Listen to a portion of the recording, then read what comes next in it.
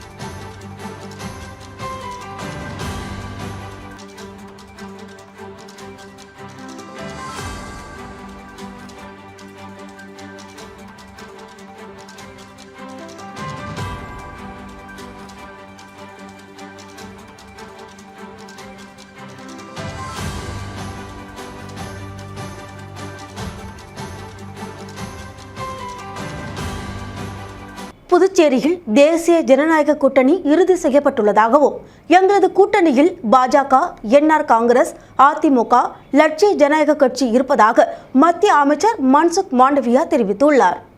புதுச்சேரியில் தேசிய ஜனநாயக கூட்டணி இறுதியான நிலையில் முதலமைச்சர் ரங்கசாமி மற்றும் மத்திய அமைச்சர் மன்சுக் மாண்டவியா ஆகியோர் சந்தித்து பேசினர்.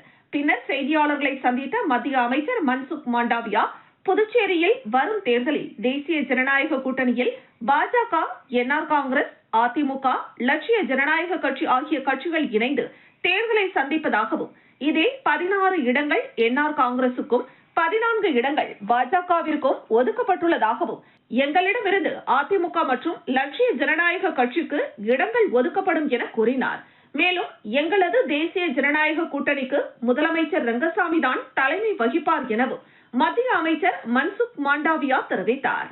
மறுபடியும் சிறந்த முறையில் புதுச்சேரி மாநில மக்களுக்காக பணியாற்றுவதற்கு பல திட்டங்களை செயல்படுத்துவதற்கும் இந்த தேர்தலில் கூட்டணி அமைப்பு கூட்டணி எப்போது கூட்டணி இருந்து கொண்டே இருக்கிறது. இந்த தேர்தலில் அந்த தேர்தல் சந்திக்க இருக்கு.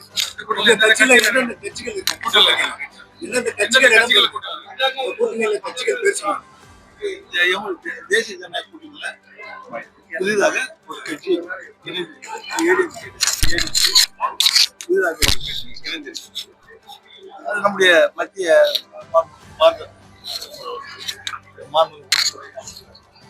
இந்த கட்சி நம்முடைய வரும்பொழுது இன்னும் பலமாக இருக்கும், நன்றாக இருக்கும், வெற்றி வாய்ப்பு பிரகாசம் என்று கூறியிருந்தார்கள். அவர் அதை இணைத்து அதோடு இணைத்து அந்த தேர்தல் சந்திக்காக ஒரு ஆலோசனை அறிவித்தார். அந்த அடிப்படையில் அந்த கட்சியும் இப்பொழுது அந்த கூட்டணி இணைந்திருக்கு. CM sir is asking for so long time. CM sir so have you agreed possible central government agreed on state? All party have their self agenda. It is NR Congress agenda, and it is not wrong that agenda. He is pushed their agenda, and we are common prepared to our agenda, alliance agenda. Sir, whether for campaign or Prime Minister and Home All Prime Minister and Home Minister come here and campaign. Lawspet தொகுதியில் காங்கிரஸ் தேர்தல் அலுவலகம் திறக்கப்பட்டது. காங்கிரஸ் சட்டமன்ற கட்சித் தலைவர் வைத்தியநாதன் தலைமையில் உற்சாகமாக தொண்டர்கள் பங்கேற்றனர். லாஸ்பேட்டை தொகுதியில் காங்கிரஸ் கட்சியின் தேர்தல் பணிகளை வலுப்படுத்தும் வகையில் புதிய தேர்தல் அலுவலகம் திறந்து வைக்கப்பட்டது. இந்த அலுவலகத்தை தொகுதியின் சட்டமன்ற உறுப்பினரும் காங்கிரஸ் சட்டமன்ற கட்சி தலைவருமான வைத்தியநாதன் பொதுமக்கள் மற்றும் கட்சி நிர்வாகிகளுடன் இணைந்து திறந்து வைத்தார். தேர்தலை முன்னிட்டு கட்சியின் செயல்பாடுகளை ஒருங்கிணைக்க இந்த அலுவலகம் முக்கிய மையமாக செயல்படும் என தெரிவிக்கப்பட்டது. அலுவலக திறப்பு விழாவில் காங்கிரஸ் கட்சியின் பல்வேறு நிலை நிர்வாகிகள், தொண்டர்கள் மற்றும் ஆதரவாளர்கள் உற்சாகமாக கலந்து கொண்டனர். மேலும் கமலா அறக்கட்டளையை சேர்ந்த உறுப்பினர்களும் பெருமளவில் பங்கேற்று நிகழ்வை சிறப்பித்தனர். தேர்தல் பணிகளை தீவிரப்படுத்த அனைவரும் ஒருமித்த முடிவுடன் செயல்பட வேண்டும் என வலியுறுத்தப்பட்டது. இந்த நிகழ்வில் 100க்கும் மேற்பட்டோர் கலந்து கொண்டது குறிப்பிடத்தக்கது. வரவிருக்கும் தேர்தலை முன்னிட்டு வாக்காளர்களை நேரடியாக அணுகி கட்சியின் கொள்கைகள் மற்றும் சாதனைகளை விளக்கும் பணிகள் இம்மையத்தின் மூலம் மேற்கொள்ளப்பட உள்ளதாக தெரிவிக்கப்பட்டது.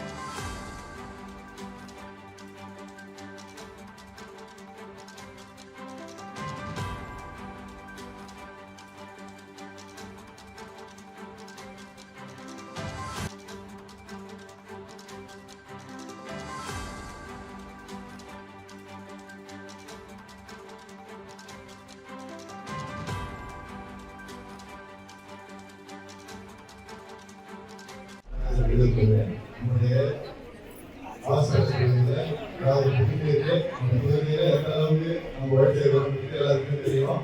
நம்மளுடைய இந்த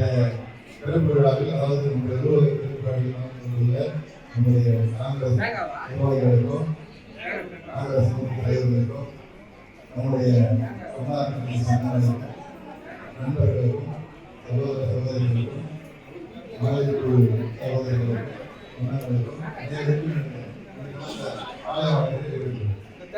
ஏன்னா அவ்வளவு வேட்பாளர் இருக்காங்க, கிட்டத்தட்ட 100 வேட்பாளர் மேல இருக்காங்க. அதே மாதிரி ஒரு கட்சியும் யாராச்சும் ஆசைப்படுறாங்க. நம்ம ரொம்ப ஒற்றுமையா இருக்க வேண்டிய நேரம் அந்த மாதிரி மக்கள் இருக்கு. ஏன்னா பல விதமான சக்திகள் தீய சக்திகள் எல்லாம் வேலை செய்ய ஆரம்பிச்சிருக்காங்க. அவங்க நோக்கம் ஆட்சியை கைப்பற்றி நம்ம பாண்டிச்சேரியை முழுமையா வியாபார நோக்கத்தோட பயன்படுத்த இருக்கிறாங்க. நான் யாரை சொல்றேன் எல்லாம் உங்களுக்கு தெரியும். வேட்பாளர் கட்சியில இருந்து புதுப்பிக்க ஆரம்பிக்கிறது இன்னைக்கு 1930 எல்லாம் வந்துருக்காங்க. நம்ம ரொம்ப உஷாரா பண்ணிட்டோம். பாண்டிச்சேரி நம்ம விற்கிறதுக்காக வந்துருக்காங்க. நம்ம விழிப்பாளர்கள் புதுச்சேரியை காப்பாற்ற வேண்டிய நேரம் நம்ம வந்துருக்கு. நம்ம நம்ம தொகுதியை மட்டும் வாங்க முடியாது. அதனால நம்ம முக்கியமாக சொல்ல இருக்கிறது மாநிலம் முழுக்க இன்னைக்கு நம்ம போய் ஆகணும். தலைவர் வைத்தியம் கூட நம்ம எல்லாருக்கும் போய் ஆகணும். அதனால சின்ன சின்ன வர்க்கெல்லாம் தயவு செய்து நமக்குள்ள வச்சுங்க. எதையும் பெருசு பண்ணிக்கிட்டு குழப்பத்தை ஏற்படுத்தாம எல்லாருக்கும் அவங்களுக்கு தெரியும். எல்லாம் நேரடியாக எடுத்து தெரியும். சின்ன சின்ன வர்க்கம் அவங்களே வந்துதான் தயவு செய்து கொடுத்துருங்க. தேர்தல் வரைக்கும் எல்லாருக்கும் மனசுல எதுவும் வைக்காம நம்ம வெற்றி ஒன்றே நோக்கமா வச்சு நம்ம எல்லாரும் வேலை செய்யணும். நம்ம வேட்பாளருக்கு வேலை செய்யணும். நான் வேட்பாளர் எல்லாம் வேட்பாளர் நம்ம வேலை செய்யணும். நான் உங்களுக்கு வெற்றி தெரியும் சொல்றது. தயவு செய்து சின்ன சின்ன வர்க்கங்களாகவும் தலைக்கு எரிஞ்சிட்டு தூக்கி எரிஞ்சிட்டு 20 நாள் 21 நாள் நம்ம உழைக்கிறதுனா நம்மளுடைய வெற்றி. பொதுமக்கள் நம்ம இருக்கிறாங்க, சப்போர்ட் இருக்கிறாங்க, நம்ம எல்லாருக்கும் தெரியும். அது விலை போகாம அவங்க குழப்பம் அடையாம நம்ம கொண்டு போய் சேர்க்க வேண்டியது நம்ம தயவு செய்து அதை நீங்க கருத்து கொள்ளுங்க. நமக்குள்ள இருக்கிற வர்க்கங்கள்லாம் எனக்கு தெரியப்படுங்க. நம்மளுக்குள்ள சட்டம் எடுத்துக்கணும். யாரும் சின்ன சின்ன பிரச்சனைகள் வரும் அவங்களுக்கு தெரியும். தேர்தல்லாம் இதெல்லாம் சகஜம். அது எதுவுமே நம்ம மனசுல இருக்காது. நம்ம மனசுல நம்ம வெற்றி மட்டும்தான் எல்லாருமே இருக்கும். சரியா? நம்மளுடைய வெற்றி மட்டும்தான் நம்ம வரணும். அடுத்த கட்டம் நம்ம நல்ல பதவி வரதுக்கான வாய்ப்புகள் நிறைய இருக்கு. ஆனா டெல்லி போயிட்டு வந்தேன், ராகுல் காந்தி பார்த்து அவர் சொல்லிட்டு இருந்தாங்கன்னா நம்ம நன்மானத்தோட நம்ம புதுச்சேரியில நம்ம கொண்டு வரதுக்கான வேலையை செய்யுங்க. அடுத்து நம்ம பார்த்துக்கலாம்னு சொல்லியிருக்கேன். அதனால தயவு செய்து இருக்கிற குழப்பங்கள் நிறைய பாண்டிச்சேரி வேட்பாளர் நிறைய வரும். இப்ப நம்ம பாத்தீங்கன்னா இன்னைக்கு கட்சி கிட்டத்தட்ட எனக்கு தெரிஞ்சு 3 கோடி வரதுக்கு வாய்ப்பு இருக்கு. மீறி இன்னும் ஒன்றும் வரலாம். ஆனா நம்ம நம்ம காங்கிரஸ் கட்சி ஆட்சிக்கு வர்றதுக்கு இங்க மட்டும் இல்ல, பாண்டிச்சேரி முழுக்க நம்முடைய சொந்தக்காரங்க நம்ம உறவினர் நம்ம எல்லாருக்கும் நம்ம இந்த 20 நாள் நம்ம சின்ன கூட நம்மளுடைய கட்சி ஆட்சிக்கு வரணும் தான் இருக்கும். சொல்றது புரியுதா? ஒரு நிமிஷமும் நம்ம இதான் இருக்கும். நம்ம எந்த வேலை இருந்தாலும் தயவு செய்து 20 நாள் எனக்காக நீங்க செலவிடணும்னு நான் ரொம்ப தாழ்மையா உங்களை பணிச்சு கேட்கிறேன். சரிங்களா? எல்லா வேலையும் சொன்னோம். ஆனா இந்த 20 நாள் நம்ம உழைக்கிறது தான் நம்மளுடைய வருங்காலம் இருக்குது. உங்களுக்கு தெரியும், நம்ம நல்ல இடத்துக்கு வரப்போறோம். கண்டிப்பா நம்ம சுற்றி உள்ளவங்களுக்கு நிச்சயமா அந்த பலன் கிடைக்கும். தயவு செய்து மனசுல வச்சுக்கிட்டு இந்த நிமிஷத்துல இருந்து நீங்க அந்த வேலையை செய்யணும். இனிமே நம்ம ஒரே ஒரு நோக்கம், நம்ம பேசி ஆட்சிக்கு வரணும், நம்ம சட்டமன்ற உறுப்பினர் ஆகணும், அடுத்த நிலைக்கு வரைக்கும் போகணும்னு மனசுல வச்சுங்க. நான் வெற்றி பெற்றா நீங்க எல்லாமே வெற்றி பெற்ற மாதிரி. முதலமைச்சர் ரங்கசாமி தட்டாஞ்சாவடி மற்றும் மங்களம் ஆகிய 2 தொகுதிகளில் போட்டியிட தனது வேட்பு மனுவை தாக்கல் செய்தார். புதுச்சேரி தேசிய ஜனநாயக கூட்டணியின் தலைவரும் முதலமைச்சருமான ரங்கசாமி வேட்புமனு தாக்கல் செய்ய தனது இல்லத்திலிருந்து புறப்பட்டு கதிர்காமம் பகுதியில் உள்ள முருகன் கோவிலில் சுவாமி தரிசனம் செய்தார். பிறகு அங்கிருந்து புறப்பட்ட முதலமைச்சர் ரங்கசாமி தட்டாஞ்சாவடி ஆதிதிராவிட நலத்துறையில் உள்ள தேர்தல் நடத்தும் அதிகாரியிடம் தட்டாஞ்சாவடி தொகுதியில் போட்டியிட தனது வேட்புமனுவை தாக்கல் செய்தார். அதனைத் தொடர்ந்து சாரம் பழைய மாவட்ட ஆட்சியர் அலுவலகத்தில் மங்களம் தொகுதியில் போட்டியிட தேர்தல் நடத்தும் அதிகாரியிடம் முதலமைச்சர் ரங்கசாமி தனது 2வது வேட்புமனுவை தாக்கல் செய்தார். முதலமைச்சர் ரங்கசாமி கடந்த முறையை போன்றே இந்த முறையும் 2 தொகுதிகளில் போட்டியிட முடிவு செய்துள்ளார். அதில் தற்பொழுது சட்டமன்ற உறுப்பினராக இருக்கக்கூடிய தட்டாஞ்சாவடி தொகுதியிலும் மற்றொரு தொகுதியாக மங்களம் தொகுதியிலும் போட்டியிட வேட்புமனுவை தாக்கல் செய்துள்ளார்.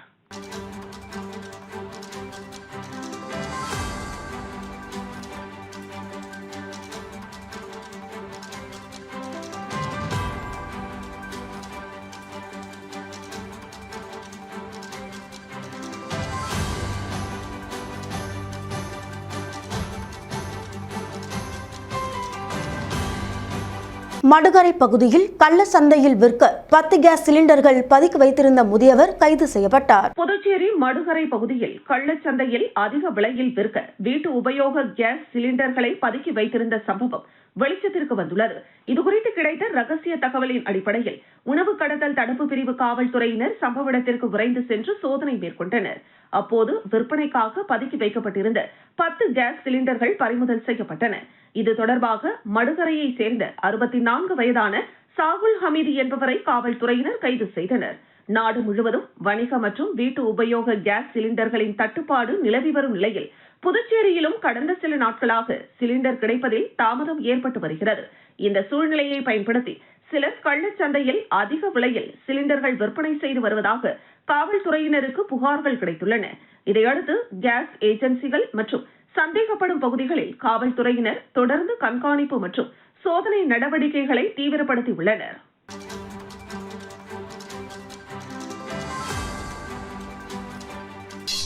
இந்த நேரத்தில் இது மாதிரி மக்களுக்கு தட்டுப்பாடு இருக்கின்ற நேரத்தில் இது மாதிரி ஒரு செயலில், அதாவது சிலிண்டரை பதுக்கி மக்களுக்கு விலை அதிகமாக கொடுத்தது மீது அவர் மீது வழக்கு பதிவு செய்யப்பட்டு அவர்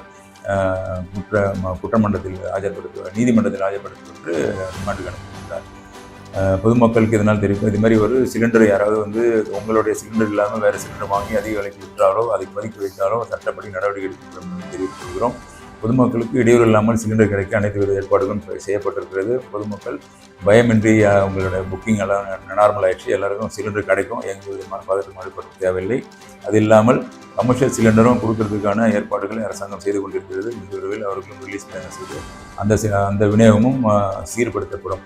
அதனால் பொதுமக்கள் எந்த விதமான அச்சுறுத்தலும் பயப்படவும் தேவையில்லை என்று ஊசூடு சட்டமன்ற தொகுதியில் காங்கிரஸ் கட்சியின் சார்பாக போட்டியிட கார்த்திகேயன் இன்று வேட்புமனு தாக்கல் செய்தார். நடைபெறவிருக்கும் சட்டமன்ற தேர்தலில் இந்தியா கூட்டணி கட்சி சார்பில் ஊசூடு சட்டமன்ற தொகுதியில் காங்கிரஸ் கட்சி வேட்பாளராக முன்னாள் சட்டமன்ற உறுப்பினர் கார்த்திகேயன் போட்டியிடுகின்ற நிலையில் கோபாலன் கடை மாரியம்மன் கோவிலில் சுவாமி தரிசனம் செய்தார்.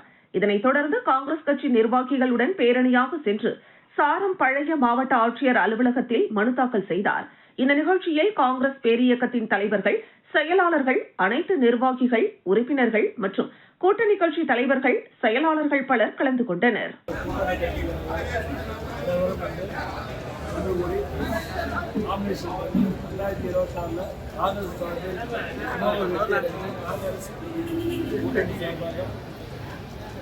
ஆட்சி புதுவையில் நல்ல ஆட்சியை கொண்டு வர வேண்டும் இதற்காக நாங்கள் தயாராக போடப்பட்டு இருக்கிறோம். இன்னும் இருக்கிற 15 நாளில் எல்லாரும் ஒர்க் பண்ணி திருப்புவனை தொகுதி என்ஆர் காங்கிரஸ் கட்சி வேட்பாளராக முன்னாள் சட்டமன்ற உறுப்பினர் கோபிகா அறிவிக்கப்பட்டு இன்று வேட்புமனு தாக்கல் செய்தார். புதுச்சேரி மாநிலம் திருப்புவனை சட்டமன்ற தொகுதிக்கான என்ஆர் காங்கிரஸ் கட்சி வேட்பாளராக முன்னாள் சட்டமன்ற உறுப்பினர் கோபிகா அறிவிக்கப்பட்ட நிலையில் வில்லியனூர் துணை மாவட்ட ஆட்சியர் அலுவலகத்தில் முன்னாள் சட்டமன்ற உறுப்பினர் கோபிகா இன்று வேட்புமனு தாக்கல் செய்தார். முன்னதாக திருப்புவனை சட்டமன்ற தொகுதியை சேர்ந்த அனைத்து நிலை நிர்வாகிகளுடன் பேரணியாக புறப்பட்டு வில்லியனூர் துணை மாவட்ட ஆட்சியர் அலுவலகம் வந்தடைந்தனர். பின்னர் முக்கிய நிர்வாகிகளுடன் துணை மாவட்ட ஆட்சியர் அலுவலகத்தில் தேர்தல் அதிகாரியிடம் தனது வேட்புமனுவை வழங்கினார். தொடர்ந்து என்ஆர் காங்கிரஸ் நிர்வாகிகள் வாழ்த்து கோஷங்களுடன் வரவேற்பு அளித்தனர். மக்கள் முதல்வர் மாண்புமிகு என்ஆர் ஐயா அவர்களுக்கு நன்றி. 3வது முறையாக வாய்ப்பு கொடுத்திருக்கிறார். அவர்களுக்கு மிக்க நன்றி. மற்றும் என்ஆர் காங்கிரஸ் நம்ம திருவோண தொகுதி சார்பாக என்ஆர் காங்கிரஸ் கட்சி நிர்வாகிகள் அனைவரும் என்னுடன் வந்து வேட்புமனு தாக்கல் பண்ணியிருக்கிறோம். மறுபடியும் எனக்கு வாய்ப்பு கொடுத்ததுக்கு மக்கள் முதல்வருக்கு நன்றி. என் தொகுதியில நான் தொடர்ந்து மக்கள் பணி செஞ்சுன்னு இருக்கிறேன். நெல்லித்தோப்பு தொகுதியில் திமுகவை சேர்ந்த 2 பேர் வேட்புமனு தாக்கல் செய்துள்ளதால் கட்சியின் நிர்வாகிகள் இடையே குழப்பம் ஏற்பட்டுள்ளது. புதுச்சேரி நெல்லித்தோப்பு தொகுதியில் திமுக சார்பில் போட்டியிட ஒரே கட்சியை சேர்ந்த 2 பேர் வேட்புமனு தாக்கல் செய்திருப்பது கட்சி நிர்வாகிகள் மற்றும் தொண்டர்கள் மத்தியில் பெரும் குழப்பத்தை ஏற்படுத்தியுள்ளது. ஓபிஎஸ் அணியிலிருந்து சமீபத்தில் திமுகவில் இணைந்த முன்னாள் சட்டமன்ற உறுப்பினர் ஓம் சக்தி சேகர் திமுக வேட்பாளராக நெல்லித்தோப்பு தொகுதியில் போட்டியிடுவதாக வேட்புமனு தாக்கல் செய்தார். இதே தொகுதியில் கடந்த தேர்தலில் திமுக சார்பில் போட்டியிட்டு தோல்வியடைந்த திமுக பொதுக்குழு உறுப்பினர் கார்த்திகேயனும் மீண்டும் போட்டியிட விருப்பம் தெரிவித்து வேட்புமனு தாக்கல் செய்துள்ளார். ஒரே தொகுதியில் திமுக சார்பில் 2 பேர் மனு தாக்கல் செய்திருப்பதால் அதிகாரப்பூர்வ வேட்பாளர் யார் என்ற கேள்வி எழுந்துள்ளது. இதனால் கட்சி நிர்வாகிகள் மற்றும் திமுக தொண்டர்களிடையே குழப்பம் நிலவுகிறது. கட்சி தலைமையகம் விரைவில் இறுதி முடிவை அறிவிக்கும் என எதிர்பார்க்கப்படுகிறது.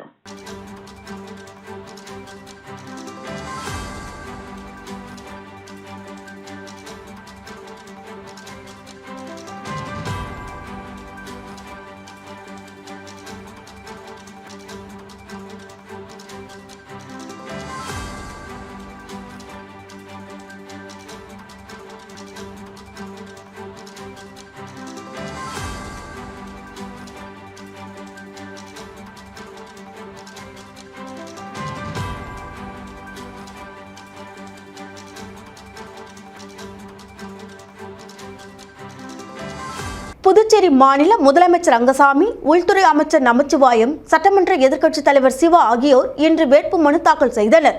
மேலும் புதுச்சேரியில் நிச்சயம் திராவிட மாடல் ஆட்சி அமையும் என சட்டமன்ற எதிர்க்கட்சித் தலைவர் சிவா நம்பிக்கை தெரிவித்துள்ளார். புதுச்சேரி மாநிலத்தில் ஏப்ரல் 9ஆம் தேதி தேர்தல் தேதியாக அறிவிக்கப்பட்டுள்ளது.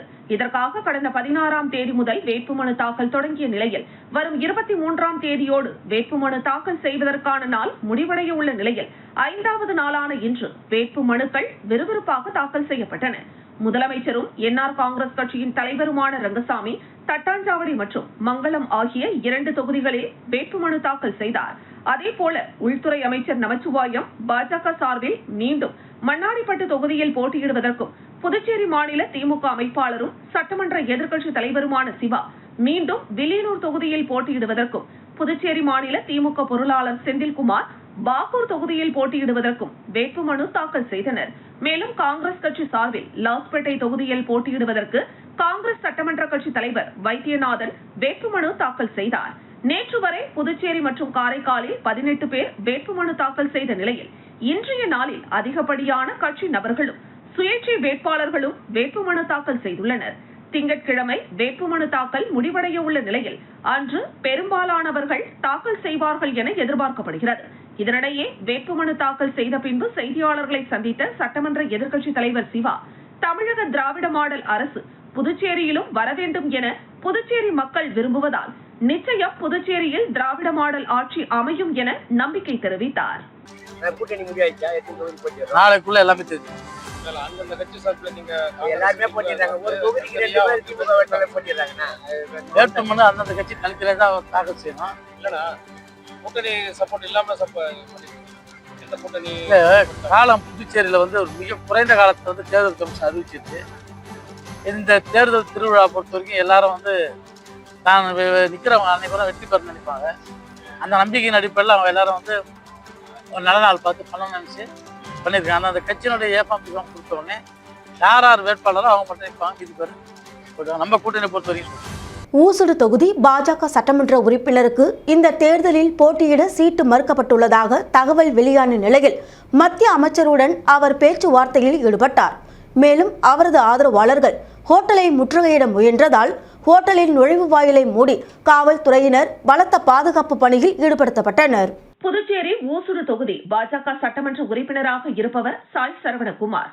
இவருக்கு இந்த சட்டமன்ற தேர்தலில் சீட்டு இல்லை என்று கூறப்படுகிறது. இதனை அறிந்த சாய் சரவணன் தனது மனைவியுடன் ஒன்றிய அமைச்சர் மன்சுக் மாண்டாவியா தங்கியிருக்கும் நட்சத்திர விடுதிக்கு வந்தார். இதுகுறித்து தகவல் அறிந்தவுடன் அவரது ஆதரவாளர்கள் ஹோட்டலை முற்றுகையிட உள்ளதாக தகவல் கிடைத்தது. இதையடுத்து வடக்கு பகுதி காவல்துறை கண்காணிப்பாளர் வம்சிதர் ரெட்டி தலைமையில் சுமார் 50க்கும் மேற்பட்ட காவல்துறையினர் குவிக்கப்பட்டு ஹோட்டலின் 2 நுழைவு வாயிலையும் பூட்டி ஆதரவாளர்கள் உள்ளே வராமல் இருக்க பாதுகாப்பு பணியில் ஈடுபடுத்தப்பட்டனர். சாய் சரவணன் மற்றும் அவரது நெருங்கிய ஆதரவாளர்கள் மன்சுக் மாண்டாவியிடம் பேசினர்.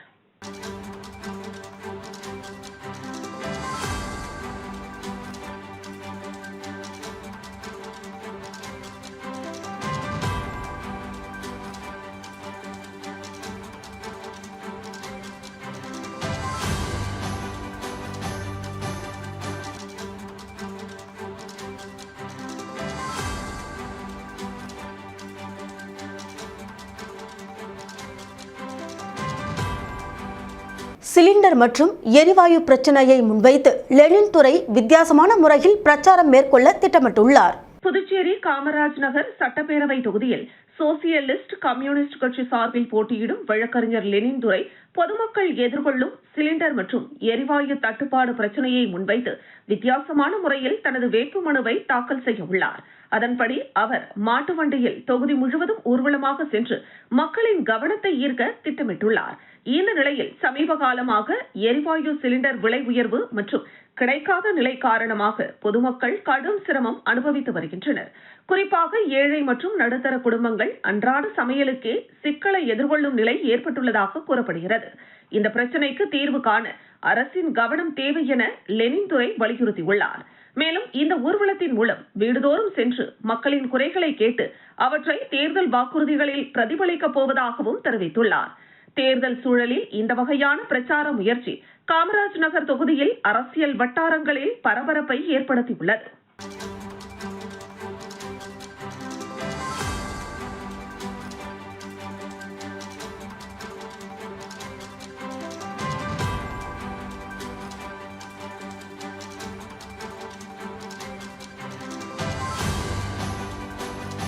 மீண்டும் தலைப்புச் செய்திகள். புதுச்சேரியில் உறுதி செய்யப்பட்டது தேசிய ஜனநாயக கூட்டணி. கூட்டணிக்கு முதலமைச்சர் ரங்கசாமி தான் தலைமை வகிப்பார் என மத்திய அமைச்சர் மான்சுக் மாண்டவியா தகவல். லாஸ்பேட்டை தொகுதியில் காங்கிரஸ் சார்பில் போட்டியிட சட்டமன்ற உறுப்பினர் வைத்தியநாதன் வேட்புமனு தாக்கல். மக்கள் ஆதரவுடன் பெருவாரியான வாக்குகள் பெற்று வெற்றி பெறுவேன் என உறுதி. வேட்புமனு தாக்கல் செய்தார் முதலமைச்சர் ரங்கசாமி.